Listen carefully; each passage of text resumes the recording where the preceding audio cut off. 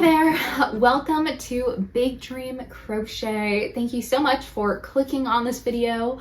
My name is Olivia and today I want to tell you all about my holiday market that I've been preparing for. I've been putting out weekly vlogs about this market, about me prepping for this market for like a month now. I'm so excited to finally share the results of the market and just my overall experience. So yes, thank you for being here. And if you've been watching the past market prep vlogs for like a month, thank you. Thank you for following this whole market prep journey. Yeah, just being a loyal supporter. I appreciate you very, very much. So thank you so much.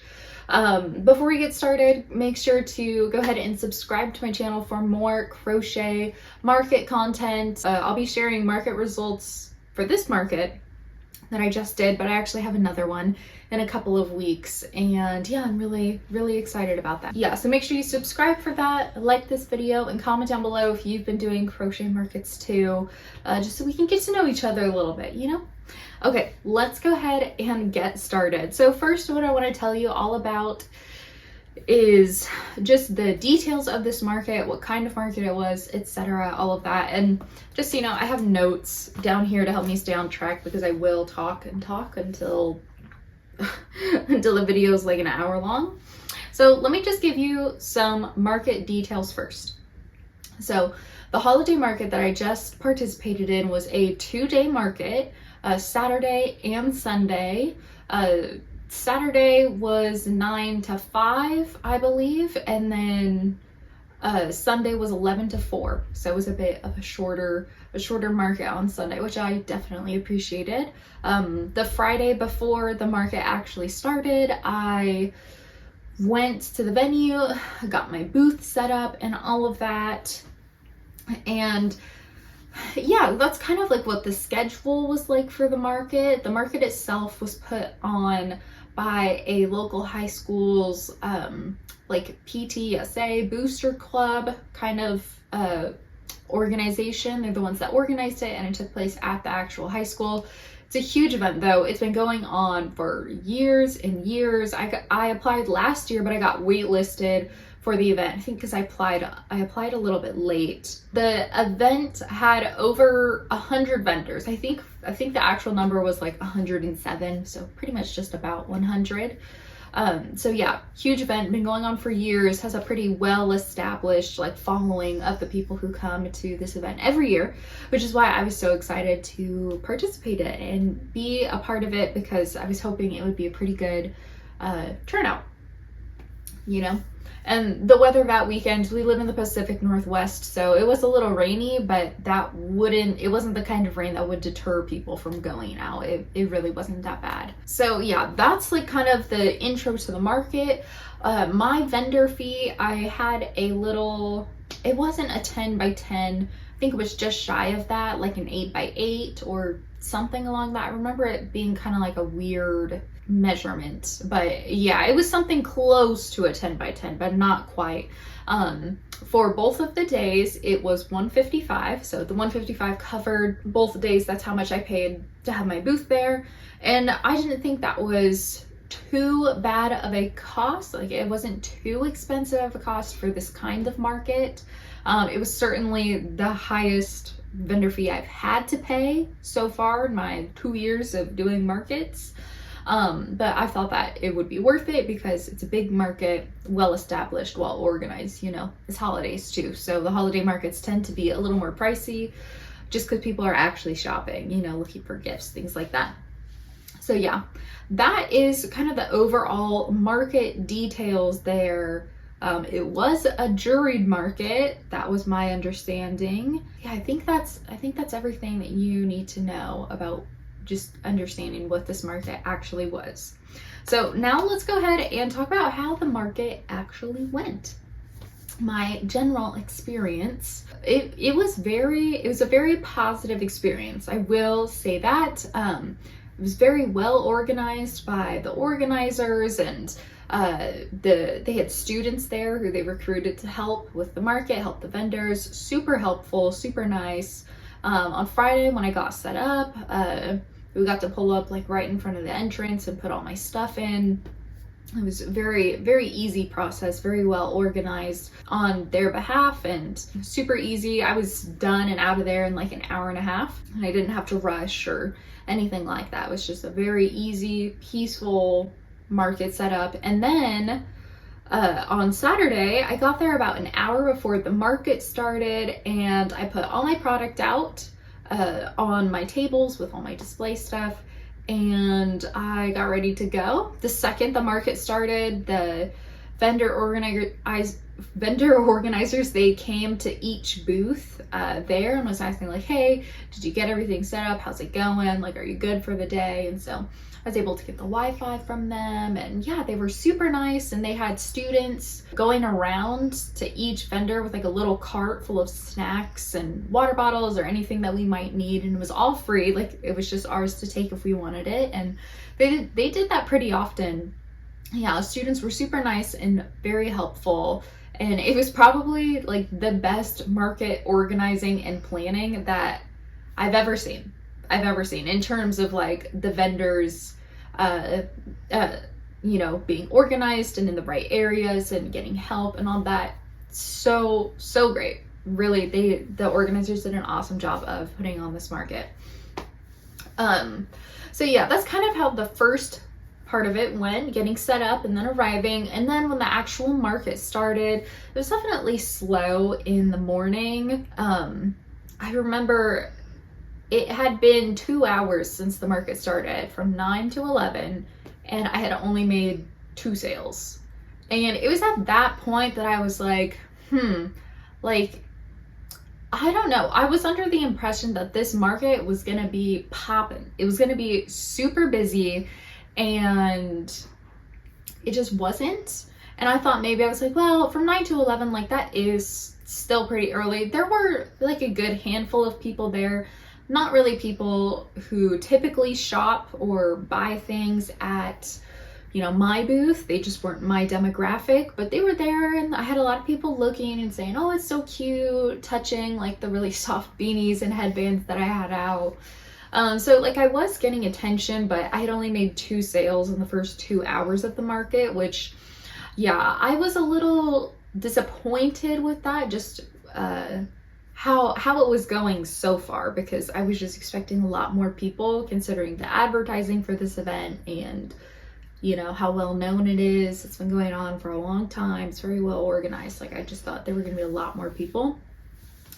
So yeah, the market goes on, and it kind of comes in waves of people, and, you know, there'd be a wave of people coming in and stopping. I would maybe make a sale or two, and then there'd be like a lull, and then it'd go again. And it did that pretty much until the very end of the market, which in the last 5 minutes of the market, I made like a pretty big sale, which I was pretty happy about. And it put me a little bit past my goal for like profits for the market. So yeah, the first day I kind of realized that this market is not the busiest one of the season. That is the conclusion that I came to. I saw it the first day, and then I saw it the second day as well, where it was kind of the same thing. I definitely did a lot better on Saturday than I did on Sunday. I'm not really sure why that is, other than Sunday is usually like a slow day for people. You know, a lot of people go to church and then just go home for the day, or they have grocery shopping or taking care of the house on Sundays. Like, I know that's not a big, like, let's go out and go shopping kind of day. So I totally get that. But yeah, I made like $200 less on Sunday than I did on Saturday. So yeah, that was definitely, there's definitely a difference there between those 2 days, but it was the same thing where there'd be a wave of people, and then a lull, and then a wave, and then a lull, just all the way until the end. Yeah, tearing down and everything was super easy. Me and my dad was there to help me, and we got out of there at like 4:30, 4:45, just from tearing down and loading the car, just me and him doing it. So the market experience, it was positive, it was good. Like, I didn't have any bad customer experiences or anything like that. Everybody was super nice and helpful. It just wasn't as busy as I thought it was gonna be. You know, I thought it was gonna be a huge market because there's over 100 vendors. It's well known, well established, well organized. I just thought there was going to be a huge turnout. Apparently, one of the organizers came around and asked me like how my sales did on Saturday, because they sold out of all of their like entry fee wristbands, and they had 1,000. So 1,000 people paid to go to this market. But the area that I was in, there definitely wasn't 1,000 people walking through. I can tell you that much. So how this market was built was there was like 3 big rooms. There was the gym, the aux gym, and then the commons. And the commons, that's where I was. And it was right by a main entrance to the school. And then the other gym had another main entrance. And I think a lot more people went to the gym main entrance than the commons main entrance. And you had to walk through this long hall and across the courtyard to get to the commons. And I think that a lot of people just didn't make it over to the commons. I think that's what might have happened, might have contributed to it not being like as busy as they said it was. As you know, they sold 1,000 tickets to get in. Like, that's 1,000 people. That's a lot. And it just did not look that way, just from my experience where I was in my booth at all. So yeah, I think that definitely the area that I was in contributed to maybe some slower sales. And then also the fact that it was the very beginning of November and this was a holiday market. We just had Halloween like 2 days prior, and then we're like having a bunch of Christmas decorations and Christmas music and all of that. I just don't think that people were truly ready to holiday shop. You know, like the more dedicated ones, absolutely. But I think the average person was still like, it's not exactly Christmas yet, you know? So they just weren't shopping as much, which is totally understandable. Myself, I'm not Christmas shopping yet either. So I get it. I truly get it. Yeah, so that's kind of like the customer experience there. And then, yeah, no, it was good. It was definitely a positive experience, but it just wasn't as busy as I thought it was, which was slightly disappointing. But you know, that's okay. This was the first time I had ever done this market, so I should have just gone in with no expectations, but I just love to dream. I love to dream and imagine what things are gonna be like. So, you know, I want to tell you some stats of exactly what happened, like what sold and what didn't sell. There were a lot of things I was surprised about concerning, you know, the items that sold. I don't know. This market was very different than what I thought it was going to be. Let's see. On day 1, on Saturday, I made 22 sales. They had 31 items each. My best selling items were my chickens. I sold 7 of those. My chubby kitties, I sold 6 of those. Pumpkins, I sold 4. Leggy frogs, I sold 2. And then velvet headbands, I sold 2. So by far my best sellers were my chickens for sure, with chubby kitties really close behind at 6. You know, I sold 7 chickens, 6 chubby kitties, which I was so surprised about that. I mean, I was surprised that I didn't sell more chickens. That truly, I can't believe I only sold 7. Like at my last market, I only sold for like 2 hours because of the whole rainstorm thing that happened, and I sold 10 chickens.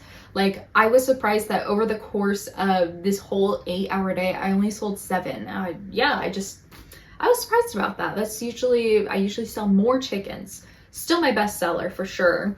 I was very glad that my chubby kitty sold. I sold all of them but 1 on Saturday, which I was so happy about. People loved the chubby kitties, and yeah, just throughout the day, people were getting them. And some lady, she even got 2. She got 2 chubby kitties, which was just, I was so happy about that. And I was surprised that my pumpkins and leggy frogs sold as well. I sold out of like my super small leggy frogs that are just made of cotton yarn. I sold out of those because I only had 2 left and people bought them.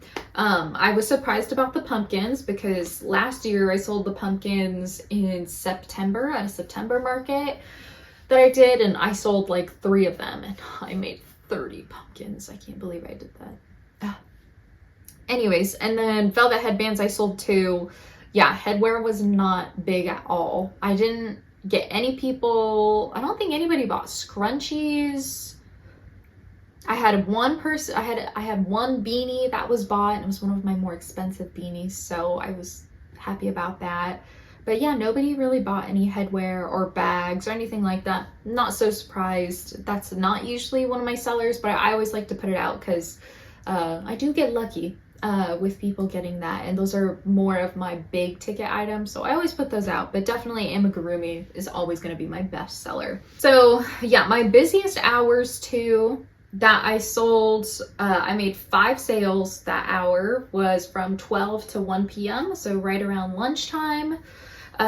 Payment methods, most people used card on Saturday, which I was very surprised. Usually it's like about 50-50 exact, but for this one, 19 sales were made with card, and then the other 3 sales were made with cash. So, okay, so that was all the stats that happened on Saturday. And then on Sunday, I made 15 sales that had 24 items all together. My best sellers were the chickens. I sold 8 chickens that day. They were definitely more popular with the Sunday crowd. And then all tied for second place were my velvet scrunchies, mini whales, AirPod pouches, and my ducklings. I sold chickens almost almost like half of my sales were chickens. My busiest hours were between 12 and 1, just like Saturday, where I made 4 sales that hour. And then most people actually, this one was about 50-50, 7 card sales and then 8 cash sales. So yeah, those are the stats. So I guess altogether I sold 15 chickens, and then my cats are still like the next highest item that I sold. Yeah, the most surprising thing is that I didn't sell as many chickens as I was expecting to. And one other thing that didn't sell was my pickles. My pickles are always a best seller, like tied with the chickens, and nobody bought any pickles this weekend. Nobody. I didn't even sell one. Like it, oh no, wait, no, I did sell one. I sold 1 big pickle, and that was it. And I just couldn't believe it, because I was like, oh, like people usually really like the pickles. I had a lot of people coming in my booth and like saying, oh, they're so cute, laughing at it, because I have I put a little sign on there that says like emotional support pickles, and people really get a kick out of that. Yeah, I had a lot of, like, the pickles were getting a lot of attention, but only one kid really wanted a pickle, so he got a pickle. But after that was it though, and I couldn't be more surprised by that, because I almost sold out of my pickles at my last market. I think that's all the stats that I really need to share. Now I want to tell you kind of exactly how much I made, and just the pricing details. So on Saturday, I made about $525 worth of sales. And then on Sunday, I made about $300 worth of sales. So altogether, I made about $825 at this market. So I would consider that a success.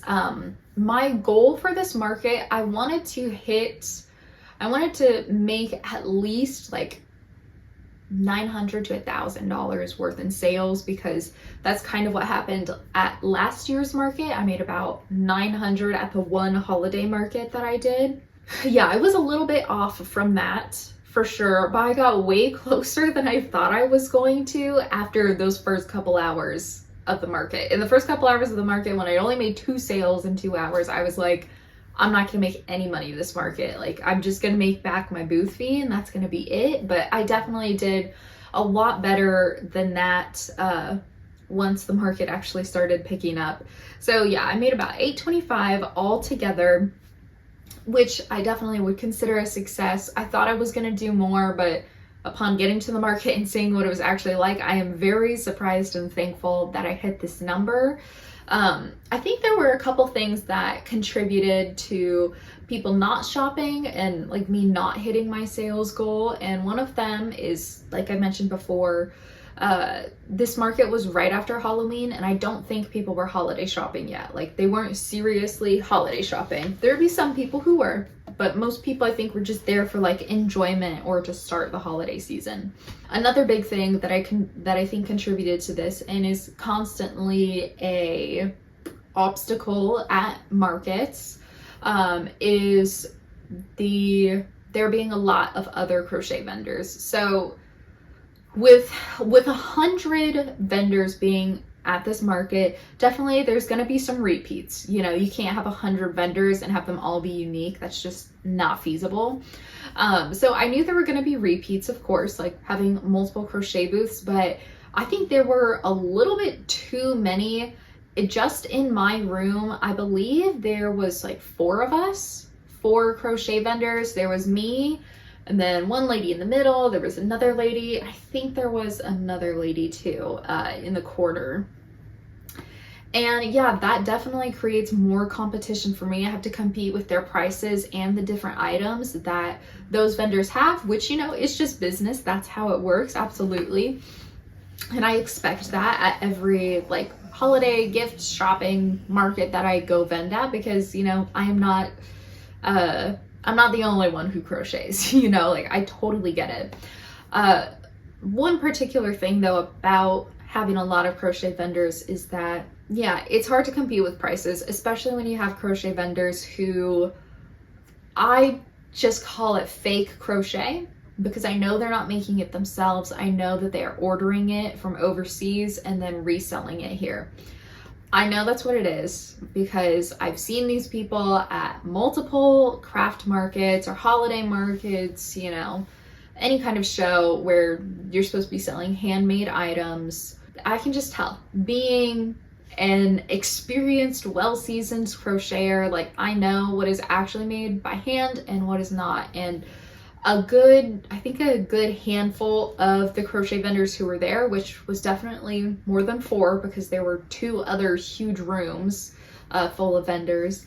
I know that a good handful of those were fake crochet, where they would order the crochet online from somewhere and then would resell it. You can tell when something is so small and detailed, like I know it takes a lot of work and a lot of time to do that, and then it's sold for like $5. You know, it's like that is, I mean, if you are making that by hand, that is severely underselling yourself to where it's like, is that even a profit for you, you know? But a lot of people will just buy it wholesale from, you know, another country or another business and then resell it at that marked price. This wasn't a specifically handmade market. There were people there selling commercial products like Scentsy and other like food, commercial like food products and things like that. That's just how it was, and I think that definitely impacted my sales because a lot of people will come into my booth and say, oh, you have chickens too, like just like the other person, but then they'd like come back and do a price check and then they say, oh, let's go back to the other one to get those. And so I know that I was competing with prices that I just cannot compete with. My prices are like the lowest I can go, making it profitable and worth it for me while also being affordable to my customers. I can't go any lower than that. Otherwise I'd be, you know, underselling myself. And so, yeah, just a struggle. It happens like at every single market that I'm a part of. Fake crochet, reselling crochet bought from other people is just, it's a huge thing. I think that's really it. Those were the 2, I think, main obstacles at this market. It was a little too early in the holiday season, and there was a lot of other crochet vendors too that I had to compete with. Would I do this market again? Yes, I would do this market again. I thought that the booth fee wasn't that expensive for the 2 days.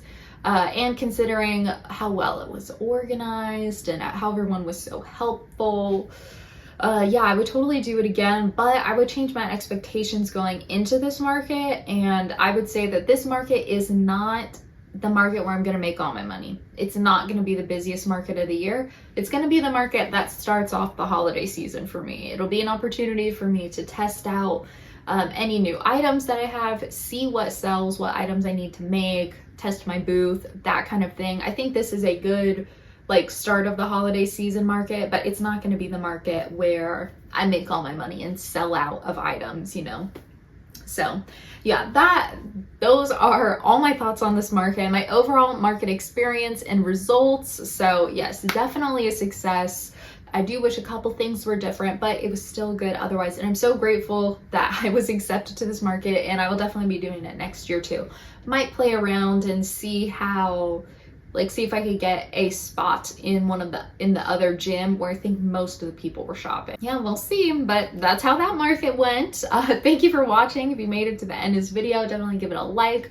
Comment down below, what are your holiday market experiences? Have you been in one? Are you doing your first one this year? Just tell me about it. What are your thoughts? I'd love to chat with you about this because I find selling at markets just to be so interesting, and you never know what to expect. So I love hearing what your experiences are too. Yeah, and stay tuned. Make sure you subscribe because in a couple of weeks I'm doing another 2-day holiday market. It's in a completely different area, and it's put on by, it's the same kind of market where it's put on by like a booster club at a high school, but this one is big. This one's really big. So we'll see what's gonna happen. And that one will be a lot closer to Christmas time too. So we'll see what happens. Definitely stay tuned for that. I'll be putting out market prep vlogs and, you know, other things like that too. So yes, make sure you subscribe for that. But anyways, I hope you have a great week full of crocheting, and I will see you in my next video. Bye.